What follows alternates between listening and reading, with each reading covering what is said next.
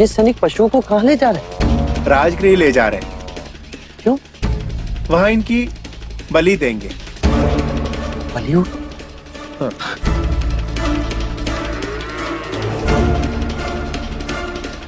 रुक जाइए। क्यों निर्दोष पशुओं पर अत्याचार कर रहे हैं आप? ऐ साधु बाबा, हमारा मार्ग छोड़ो। मैं अपने प्राण त्याग सकता हूँ, पर आपका मार्ग नहीं छोड़ सकता।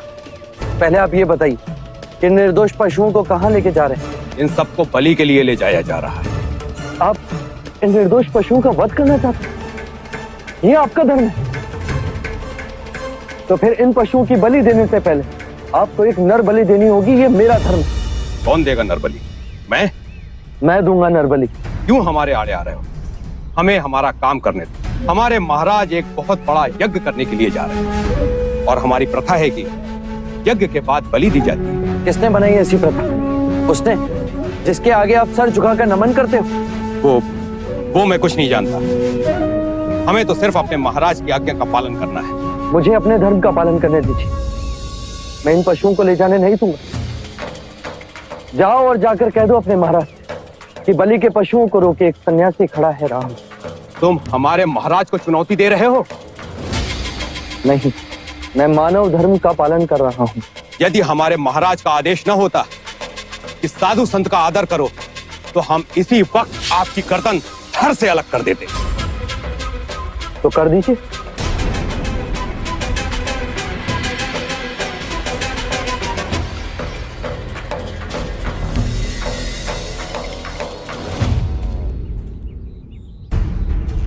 महाराज, 101 पशुओं की बलि यहाँ चढ़ाई जाएगी। उत्तर में मंडप सजाया जाएगा और 1001 विधियां उधर होंगी। ध्यान रहे किसी प्रकार का विघ्न न पड़े। महाराज की जय हो। तुम तो बलि के पशुओं को इकट्ठा करने गए थे। जी महाराज, पर पता नहीं कहां से बीच में एक सन्यासी आ गया। सन्यासी? ये सूचना लेने आए हो? महाराज, वो बीच मार्ग रोके खड़ा है। कहता है कि मैं पशुओं की बलि ना होने दूंगा। ये मगध नरेश बिंबिसार का राज्य है। क्या बड़े बड़े हमारे भय से थर्राते हैं?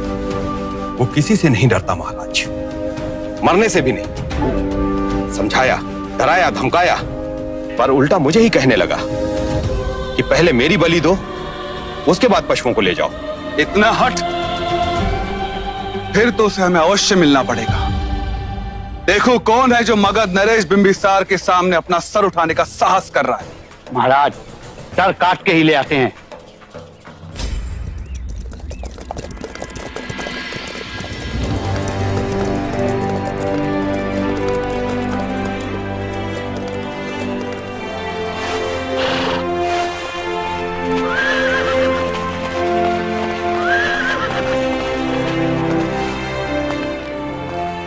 ये मेरा राज्य है। यहां केवल मेरा आदेश चलेगा। असंख्य राज्य बने, असंख्य राज्य बिगड़े, अनित्य ही जीवन का परम सत्य है। अब धर्म की शिक्षा तुम मुझे दोगे? धर्म के नाम पर यदि अधर्म होगा तो मैं उसका विरोध करूंगा। यदि सन्यासी नहीं होते तो अभी तुम्हारी बलि चढ़ा देता मैं। सन्यासी की हत्या के पाप से आज मैं तुम्हें मुक्त करता हूं।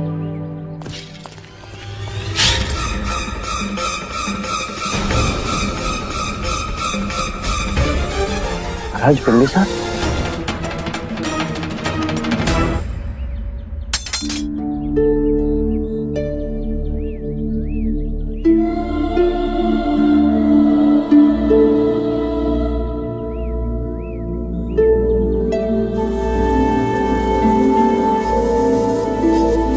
सिद्धार्थ, तुम सन्यासी? इतने बड़े पाप से तुमने मुझे आज बचा लिया। आपके हाथ मुझे मृत्यु भी स्वीकार, परंतु इस जीव की हत्या का पाप कहीं अधिक बड़ा होता है।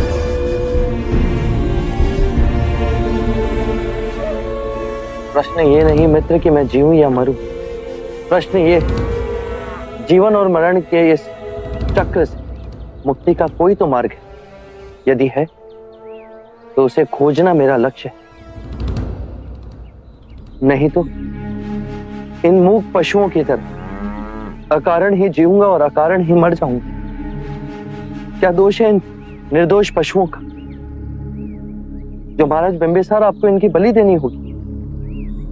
इनमें भी हमारी तरह जीवन की ऊर्जा है।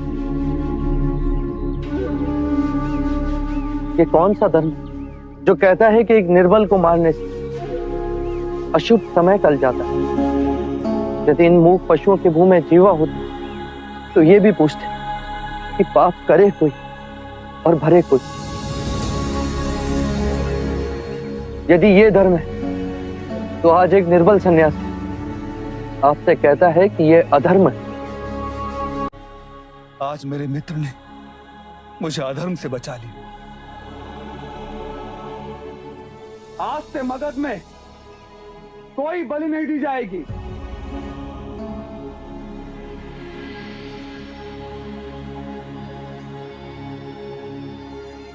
सिद्धार्थ, तुम्हें इस अवस्था में देख ना सकूंगा, इतना बल नहीं है मुझे। बिंबिसार गद्दों पे सोए और सिद्धार्थ यहां धूल मिट्टी में। नहीं सिद्धार्थ, मेरे साथ राजमहल में चलो, वहां तुम्हारी साधना में कोई विघ्न नहीं आएगा। नहीं महाराज बिंबिसार, जिस तरह आज इस निर्दोष पशु को मैंने बचाया, उसी प्रकार असंख्य मनुष्य पशु जीवन के दुखों से जूझ रहे। सर्वम दुखम दुखम, इस पीड़ा इस दुख का अंत मैंने पा लिया तो मैं सारे जीवों को शांति के मार्ग पर ले जा सकूंगा। औरों के दुख दूर करने के लिए अपने सुखों की आहुति देने वाला मैंने आज तक नहीं देखा। तुम जैसी महान आत्मा ने मित्रता कर मुझ पर कृपा की है सिद्धार्थ, मुझ पर कृपा। अब मुझे जाने की अनुमति दीजिए। बिंबिसार इतना मूर्ख नहीं है सिद्धार्थ।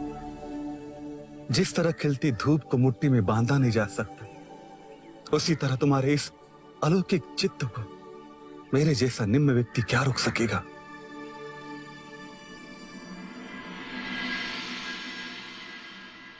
सिद्धार्थ, मित्र को एक वचन दोगे? जब भी तुम्हें मुक्ति का मार्ग मिल जाए तब उसका ज्ञान देने के लिए इस बिंबिसार के पास आओगे। वचन दिया।